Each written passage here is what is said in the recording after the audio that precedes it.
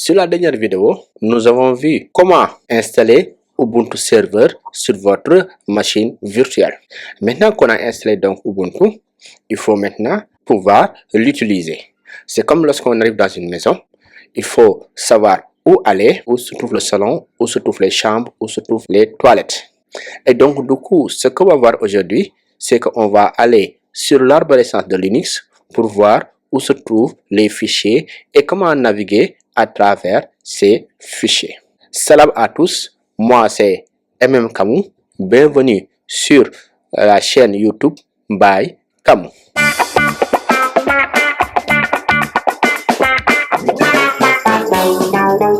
Aujourd'hui, nous allons voir l'arborescence de Linux, comment sont organisés les dossiers. Nous allons aussi voir la notion de chemin absolu et de chemin relatif. Et bien sûr, nous allons faire des démos directement en ligne de commande pour vous montrer comment naviguer à travers votre système d'exploitation Linux. D'abord, on va voir l'arborescence de Linux. L'arborescence de Linux aujourd'hui est définie par un standard international qu'on appelle le FHS. Et ce FHS aujourd'hui définit comment Linux est organisé à travers donc son arborescence. Et ce qu'on va voir aujourd'hui est autant valable pour Ubuntu, mais aussi pour toutes les autres distributions de Linux qui existent à ce jour. Tout commence par la racine. Donc tout Linux est organisé sous forme donc d'arborescence. Pour le comprendre, c'est comme un arbre. Et donc au niveau de la racine, on a le tronc. Et maintenant, on a les différentes branches. Et donc, chaque branche, aujourd'hui, c'est un dossier, c'est un répertoire, n'est-ce pas, qui fait un travail spécifique. Et bien sûr, on peut retrouver dans une branche spécifique d'autres branches. Et donc, c'est la même chose. Donc, du coup, dans un répertoire spécifique, on peut retrouver donc d'autres sous-dossiers qui sont aussi organisés sous forme d'arborescence. Maintenant, on va voir les dossiers les plus utiles sur Linux. Parmi les dossiers les plus utiles, on a le dossier flash etc. Dans ce dossier, on a les configurations système. Donc, toutes les configurations de réseau, des services, des utilisateurs. Donc, tout ce qui est configuration, tout ce qui est fichier de config se trouve donc au niveau de flash etc. Par exemple, la dernière fois, on a installé OpenSSH pendant l'installation de Ubuntu. Les fichiers de configuration de OpenSSH se trouvent donc au niveau donc du dossier flash etc, flash SSH. Et donc, c'est là-bas qu'on va trouver donc, par exemple, le fichier sshd-config pour configurer notre OpenSSH. On a aussi le dossier flash var. Et quand on parle de flash var, donc, ça donne déjà la notation donc pour variable. Et donc là, c'est là-bas qu'on trouve donc les fichiers qui changent en continu. Donc tous les fichiers de cache, les fichiers d'attente, les fichiers de journaux, par exemple les logs. Et dans ce dossier-là, on va trouver donc tous ces fichiers-là qui changent très souvent. On a aussi le flash USR. Donc le flash USR, on trouve là-bas tout ce qui est programme et bibliothèque qu'on va installer. Tous les commandes que vous allez voir vont se trouver au niveau du dossier USR. On aura le dossier flash USR, flash bin pour les commandes standard, flash USR, flash sbin pour les commandes système. Après ça, on a aussi les dossiers flash opt et flash USR local. Ces deux dossiers ont pour rôle de stocker les applications qu'on va installer manuellement. On a aussi les dossiers flash run, flash proc et flash sys. Ces dossiers-là sont un peu spécifiques parce qu'on aura des systèmes virtuels et volatiles. Quand on parle donc de systèmes virtuels et volatiles, donc c'est des programmes ou bien des fichiers qui sont générés par le noyau pour permettre de recueillir des informations en temps réel. Mais le redémarrage donc de notre système, il va tout simplement disparaître et bien sûr, ce fichier-là va être régénéré lors du prochain redémarrage. Après ça, on a donc les dossiers utilisateurs. Quand on parle de dossier utilisateur, lorsque on crée un utilisateur sous Linux, cet utilisateur-là a ce qu'on appelle sa maison ou bien si on veut parler donc de notre exemple de notre maison, donc on a sa chambre. Et donc du coup, lorsque j'ai créé donc mon utilisateur mmCamou la dernière fois, effectivement, son dossier personnel se trouve dans Flash Home, Flash mmCamou. Et donc du coup, tous les utilisateurs qu'on va créer, donc qui ne sont pas des utilisateurs système ou bien qui n'est pas l'utilisateur super admin, donc leur dossier se trouve par défaut dans Flash Home, Flash, le nom d'utilisateur donc de cet utilisateur là. Et on a aussi le dossier Flash Root, et dans ce dossier là on va trouver, donc c'est la maison du super administrateur root, donc qui a le droit de tout faire. Et bien sûr, on a donc les dossiers des services, donc des utilisateurs services, parce que chaque service pour démarrer va prendre les droits à partir donc d'un utilisateur, et bien sûr on les met dans Flash SRV pour service. Après ça, on a donc les dossiers Flash Dev, Flash MTN et Flash Media.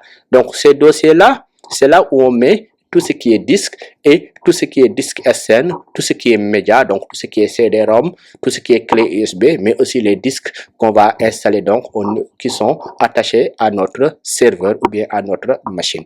Donc Flash Dev, c'est là où on va trouver les disques qu'on a créés, donc en fait qui sont attachés donc à notre machine par défaut. Et bien sûr, tous les partitions qu'on a créées seront donc au niveau de Flash Dev.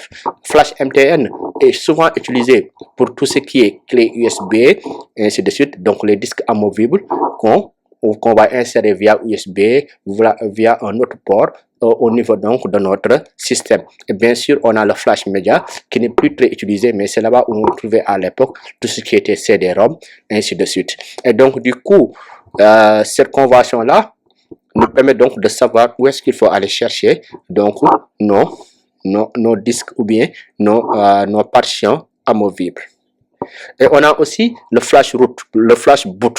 Le Flash Boot, c'est quoi? Donc c'est là-bas où on a les informations de démarrage, donc tout ce qui est donc le noyau de Linux, mais aussi le chargeur de démarrage grep qui lui va permettre de lancer notre application ou bien notre système d'exploitation, d'où le nom boot. Et enfin, on a donc les fichiers temporaires Flash TMP et Flash var TMP. Ces deux dossiers-là, ils stockent des dossiers temporaires. Mais par exemple, Flash TMP va se vider à chaque redémarrage, alors que Flash var TMP va se vider, n'est-ce pas, après un mois pendant une durée définie. Souvent, c'est environ 30 jours. Et donc, du coup, il est beaucoup plus permanent et persistant que Flash TMP qui se vide donc après chaque redémarrage de notre système. Voilà une liste pas très exhaustive donc des différents fichiers, mais ça c'est les dossiers que vous allez utiliser le plus souvent et que vous devez savoir pour vous permettre d'utiliser votre système Linux.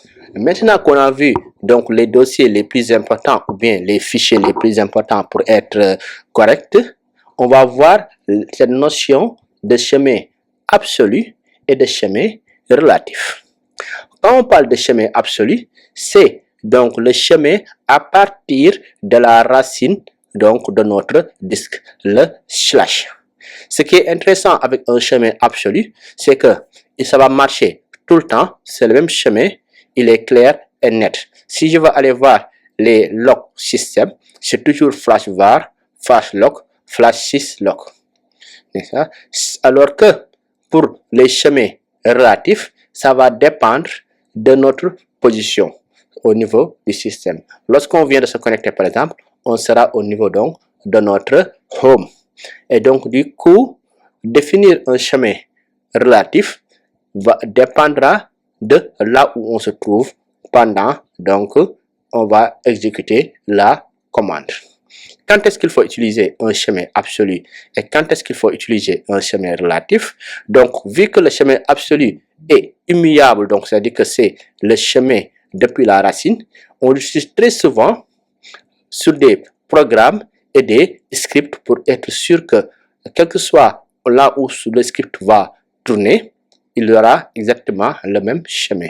Les chemins relatifs sont utilisés pour le travail de tous les jours, pour naviguer au niveau de votre système et pour aller très rapidement d'un dossier à l'autre, surtout si vous travaillez donc sur votre dossier personnel, il est beaucoup plus facile d'utiliser donc les chemins relatifs que les chemins absolus. Mais quel que soit ce que vous allez utiliser pour naviguer, il faut toujours garder en tête donc l'arborescence de votre système. Et bien sûr, nous allons voir des commandes qui vont vous aider à trouver votre chemin. Maintenant qu'on a vu c'est quoi les chemins absolus et c'est quoi les chemins relatifs, on a donc quelques raccourcis indispensables pour vous permettre de naviguer autour des répertoires de Linux. Commençons d'abord par le point. Le point définit toujours le répertoire courant, le répertoire sur lequel vous êtes à l'instant T. On a aussi le point qui est un raccourci qui va vous permettre de remonter un pas au-dessus de votre arborescence. Le tilde aussi, c'est directement quelque chose où vous vous trouvez au niveau du système, il va vous renvoyer automatiquement donc sur votre dossier personnel. Et on a aussi le tiret, donc ou bien le moins. Lui, ce qu'il va nous permettre, c'est que lorsque vous étiez dans un dossier auparavant, il va vous ramener dans ce dossier précédent, non pas sur le dossier parent, mais le dossier précédent. Maintenant qu'on a vu les bases théoriques de la navigation sur Linux, un petit démon. Et donc du coup, lorsqu'on est là, la première chose à faire, et que moi je fais toujours, c'est faire un PWD. PWD, c'est Print Working Directory. Là, il me montre dans quel répertoire je me trouve actuellement. Et bien sûr, là, je me trouve dans mon répertoire personnel parce que je viens de me connecter. Donc, Flash Home, Flash MM, Camo. Et maintenant, on va essayer de voir, n'est-ce pas, l'arborescence de notre Linux. Donc, pour ça, on va faire un ls moins L, je mets entrée et vous voyez que il me montre, n'est-ce pas, les dossiers, tous les dossiers au niveau donc de la racine de mon Linux. Donc on va voir flash var où il y a moins d'éléments. Par exemple là, il me liste tout ce qu'il y a dans flash var et donc tous les sous-dossiers qui sont dans flash var et tous les fichiers qui sont dans flash var. Comme par exemple ici, on peut voir flash var flash local, flash var flash loc, flash var flash opt, flash var flash tmp dont je vous parlais tout à l'heure. Donc tout ça, c'est des dossiers qui se trouvent donc dans flash var.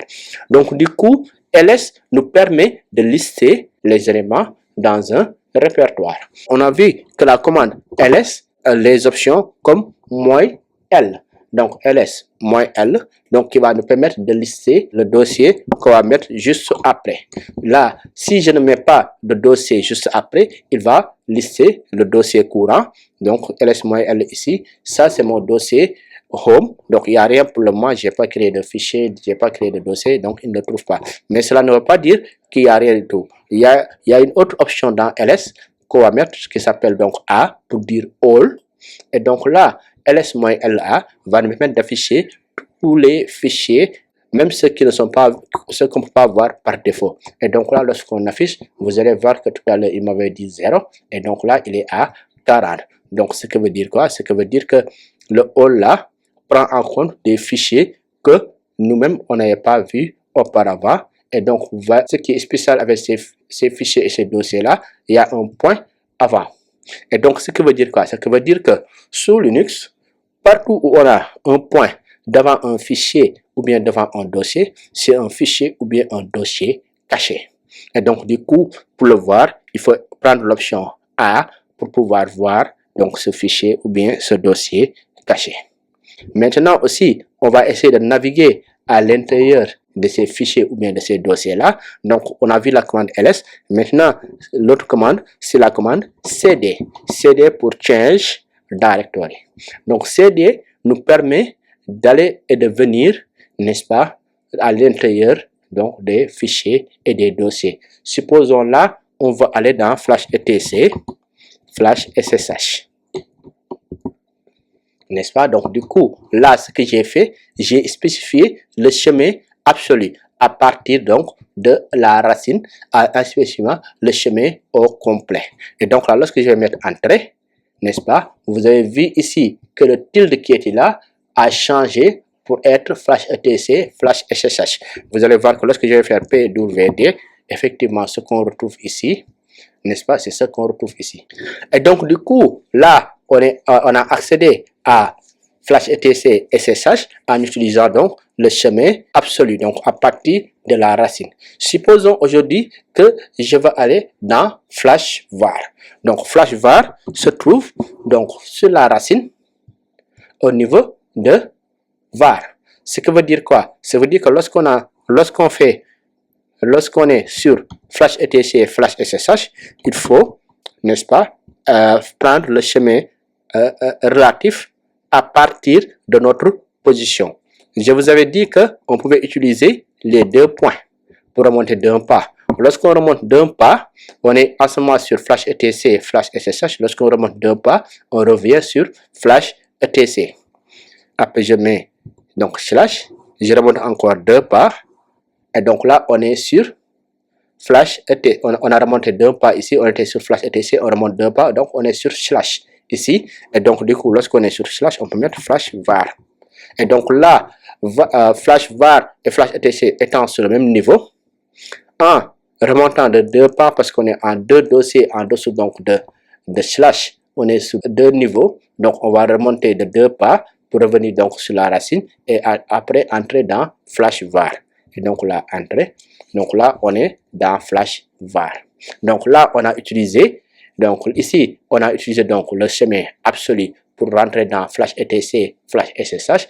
Et donc là, on a utilisé donc le chemin relatif par rapport donc à notre position qui était flash etc, flash SSH pour rentrer dans flash var. Maintenant, supposons que je veux retourner dans flash etc, SSH. Je peux refaire bien sûr le chemin relatif en remontant d'un pas, slash, mettre etc, flash, SSH. Ça, c'est une solution. L'autre solution, c'est d'utiliser le chemin absolu, flash etc, flash, SSH. Ou bien, l'autre solution, c'est d'utiliser donc le raccourci tiré pour aller donc sur le dossier précédent.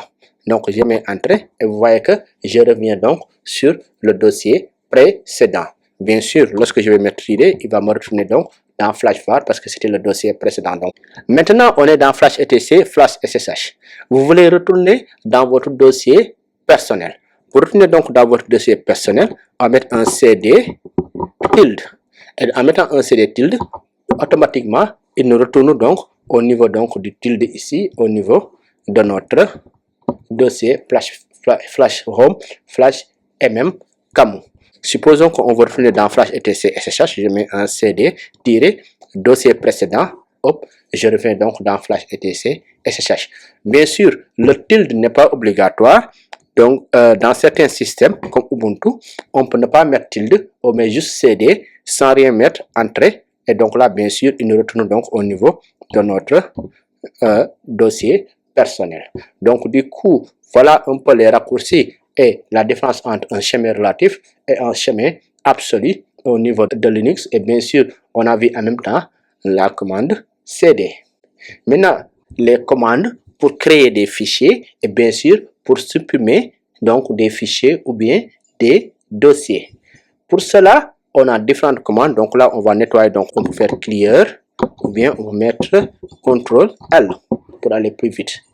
Et donc là, on va voir les commandes pour créer des dossiers et pour supprimer bien sûr des dossiers. La première commande pour créer donc un dossier s'appelle mkdir pour make directory. Donc mkdir te permet donc de créer un fichier ou bien un dossier plutôt, n'est-ce pas, au niveau donc sur le dossier sur lequel vous êtes actuellement. Là actuellement on est sur mon tilde, donc sur mon dossier personnel, et donc du coup en faisant mkdir tmp, donc je vais créer un dossier temporaire ou bien au niveau de mon fichier, ou bien je vais l'appeler laps, comme ça. Je vais créer un dossier au niveau donc du dossier courant. Je mets entrée et donc là lorsque je fais ls-l, tout à l'heure avec LA on avait des données, mais sans L, sans A on avait 0, et donc là on a, n'est-ce pas, on a aussi un dossier ici qui s'appelle laps qu'on vient de créer. Maintenant, bien sûr, pour rentrer dans laps, on met un CD laps. Vu que c'est un dossier qui se trouve dans notre dossier courant, on n'a pas besoin de faire le chemin complet, donc le chemin absolu. on peut utiliser donc le chemin relatif parce que tout simplement, on est dans le même dossier, dans notre dossier personnel. Donc, c'est des laps entrées. Et donc là, vous voyez que il me met un tilde slash laps.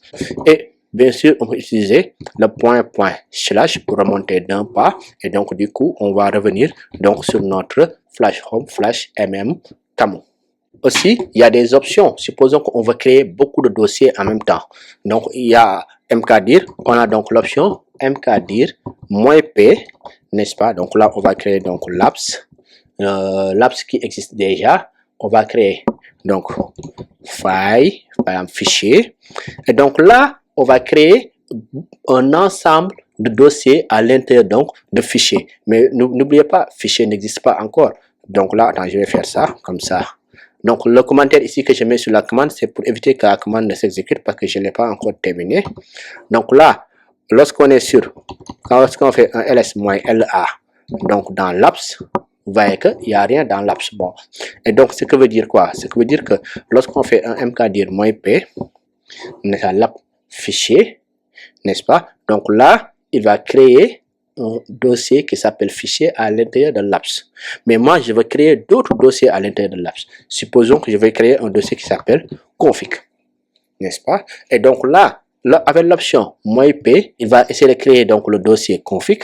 Mais vu que le dossier config doit être dans un dossier qui s'appelle fichier, il va créer donc d'abord le dossier fichier, après il va créer donc le dossier config. Donc je mets entrée.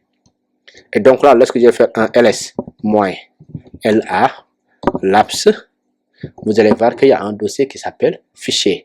Et donc, si je veux regarder à l'intérieur donc de fichier, il y a un dossier qui s'appelle config qu'il a créé. Donc, sans pour autant même naviguer dans le dossier, l'option -p me permet de créer un dossier de façon récursive. On peut même aller beaucoup plus loin. Supposons que je veux créer, n'est-ce pas, à l'intérieur donc de fichier, d'autres dossiers, n'est-ce pas, comme config, mais que je veux les créer. Donc, au lieu de faire chaque fois, je nettoie un peu. Au lieu de faire comme ça, j'enlève donc le nom. Je remets donc le nom de l'autre dossier. Supposons ici, je vais créer un autre dossier qui s'appelle backup. Après, j'enlève, je crée un autre dossier qui s'appelle logs, ainsi de suite. On peut faire un crochet. Et donc là, on liste tous les dossiers qu'on veut créer, n'est-ce pas, au niveau donc à l'intérieur de fichier. On les fait comme ça. Logs, supposons, archive, n'est-ce pas, donc comme ça, backup, logs, archive par exemple, je mets entrée.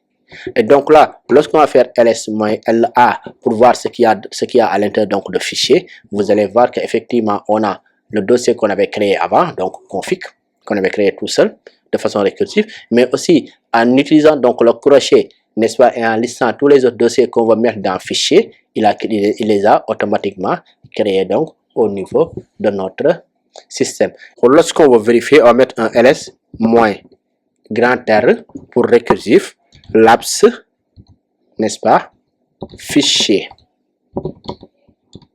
entrée, et donc là, il m'affiche donc toutes les informations qui sont liées donc à l'intérieur donc de fichier. Donc on a archive, on a backup, on a config et on a log, et bien sûr il nous donne le chemin, n'est-ce pas, directement à partir donc de le chemin relatif par rapport donc à notre position ici, tilde, donc laps, fichier, archive, ainsi de suite. Attention, si on voulait mettre ls-r flash lab flash fichier comme ça, on aurait des problèmes. Pourquoi? Parce que tout simplement, laps ne trouve pas au niveau de la racine. Il se trouve au niveau donc de notre dossier courant. Donc, on va utiliser donc le chemin relatif au lieu du chemin absolu avec slash.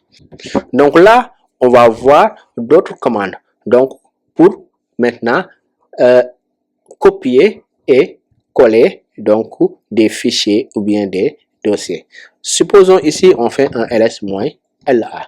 Donc là, on va par exemple vouloir backuper, supposons, notre fichier vim info, n'est-ce pas? Donc ce fichier vim info là qui par exemple est important, ou bien donc notre fichier profile, n'est-ce pas, qu'on veut copier. Donc là on va l'archiver donc au niveau donc de notre dossier archive qui se trouve au niveau de laps. Donc là on va faire un cp pour copie.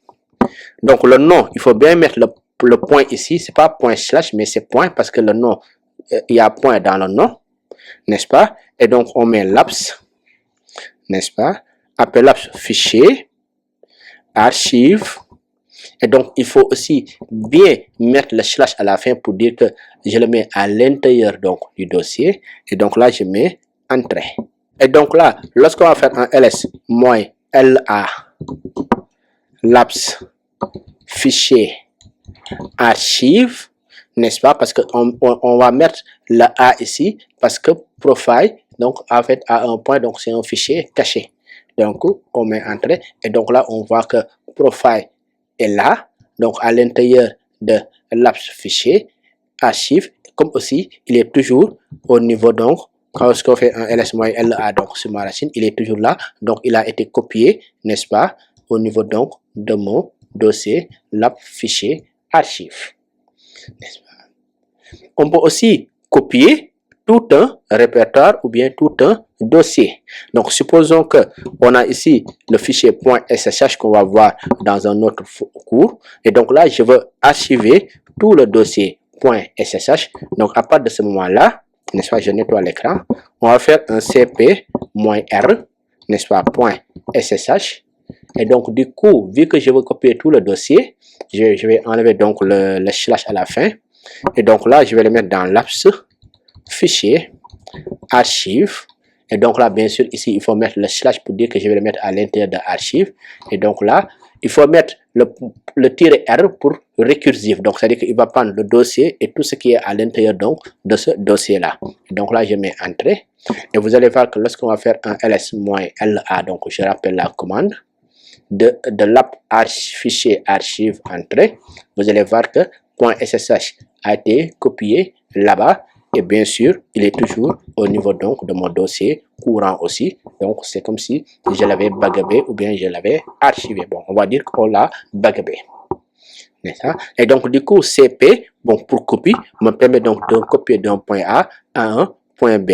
Toujours prendre en compte que pour un seul fichier, CP est suffisant. Pour copier un dossier, CP-R. Maintenant, supposons qu'on va déplacer un fichier. Pour déplacer un fichier, il va utiliser donc la commande mv, donc pour move. Maintenant qu'on avait backupé donc notre fichier, donc supposons qu'ici on a backupé donc notre fichier profile, donc .profile au niveau donc de archive. Maintenant, on va l'amener donc au niveau de backup ou bien on va l'amener dans un autre fichier. Ok. Supposons que on veut, n'est-ce pas, déplacer donc le fichier profile, donc qui se trouve dans laps fichier archive, n'est-ce pas? Donc ls-la parce que c'est un fichier caché, hein, n'est-ce pas? Donc il est là dans l'app fichier archive. On se rend compte qu'on ne voulait pas l'archiver, mais on voulait seulement le backuper. Donc là, on va faire mv laps fichier archive .profile parce qu'effectivement le point fait partie du nom. Et donc là, on va le mettre donc dans le dossier l'app fichier, n'est-ce pas, backup. Ça. Et bien sûr, il est important toujours de laisser donc le slash ici. Et vu que donc on va copier que le fichier là, donc du coup on va donc c'est pas la peine de redonner donc le nom du fichier, comme aussi on peut le redonner. Mais pour le moment on le redonne pas. Et donc là on met entrée. Et donc là à partir de ce moment là, lorsqu'on va refaire un ls-la sur archive, on n'a plus le fichier profile. Pourquoi? Parce qu'on l'a déplacé. On a fait un move donc de ce fichier là vers backup. Et donc du coup, lorsqu'on va vérifier donc dans backup, on va le trouver là-bas, n'est-ce pas? Donc on vient de le déplacer donc au niveau de backup. Donc move nous permet donc de déplacer quelque chose. C'est la même chose aussi, on peut utiliser move aussi pour déplacer un dossier. Supposons maintenant qu'on veut déplacer un dossier. Donc là, on va déplacer le dossier SSH, donc qui se trouve dans l'app fichier archive, n'est-ce pas? Donc .ssh qu'on va déplacer. Donc on ne met pas le slash, sinon il va prendre les dossiers, les fichiers qui sont à l'intérieur de point, mais c'est le dossier qui m'intéresse. Et donc là, je vais le déplacer au niveau de l'app fichier backup. Je mets entrée. Et donc là, lorsqu'on va faire un ls-la, n'est-ce pas, lap fichier backup. Donc là, on se trouve donc dans .ssh. Donc dans, en fait, qui n'est plus dans archive, mais qui est maintenant dans backup parce qu'on l'a déplacé vers backup. Supposons maintenant que on va donc changer, renommer donc ces dossiers-là. Donc du coup, pour le renommer, on va encore utiliser la commande mv. Donc là, il se trouve donc dans fichier. Il se trouve donc dans backup. Je les ai tous déplacés dans backup.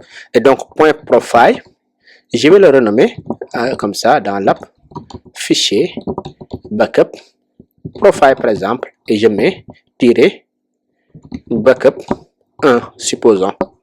Et donc là, il va plus s'appeler .profile, mais il va s'appeler maintenant profile-backup-1, n'est-ce pas? Et donc là, lorsque je vais mettre entrée, n'est-ce pas? Et je refais ls-la dans l'app fichier backup.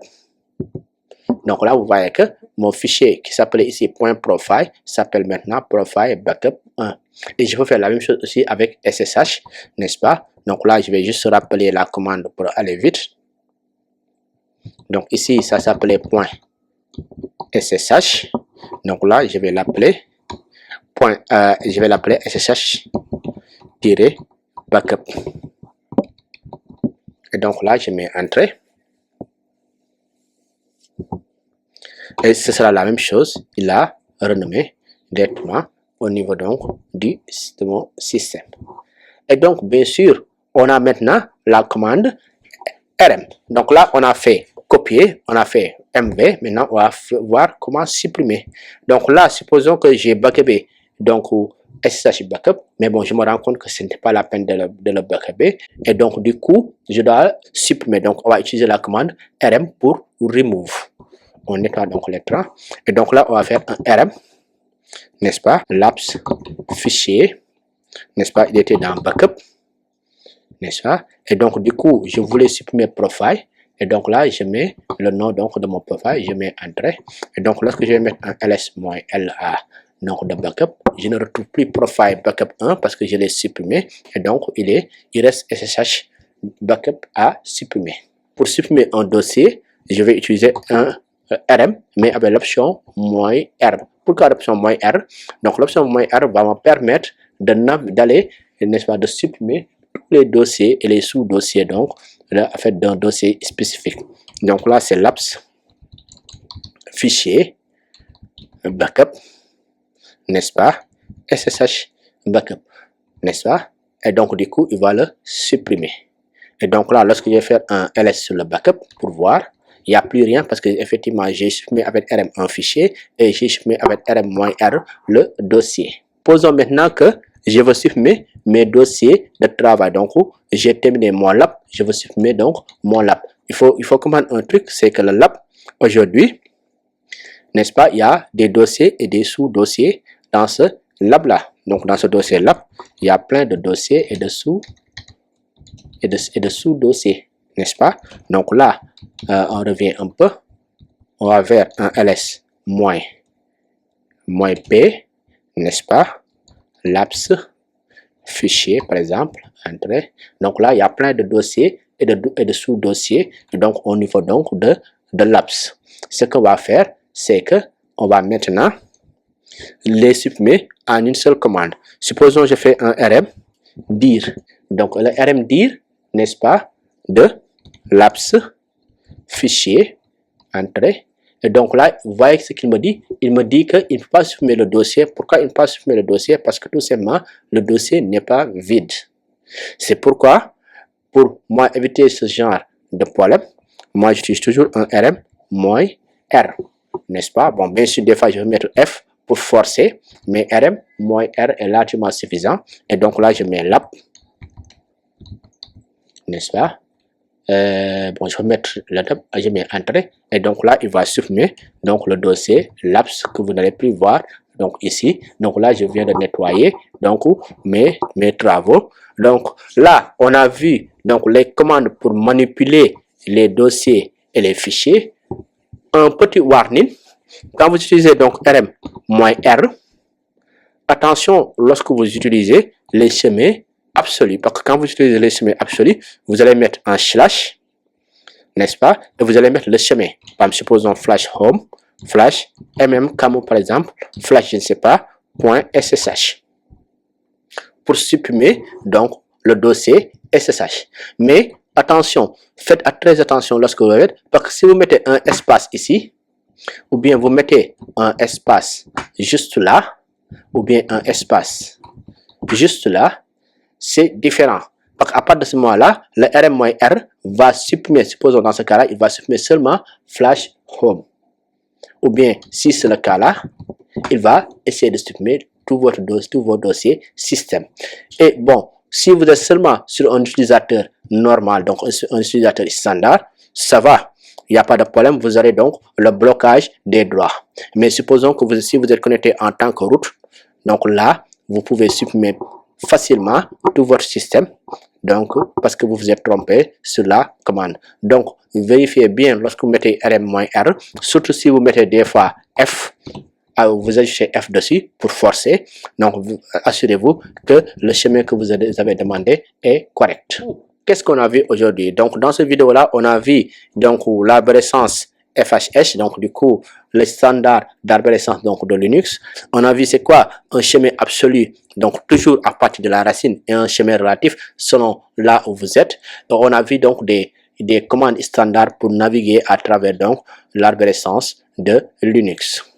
N'hésitez pas donc à vous abonner, à liker la vidéo et de la partager avec vos amis.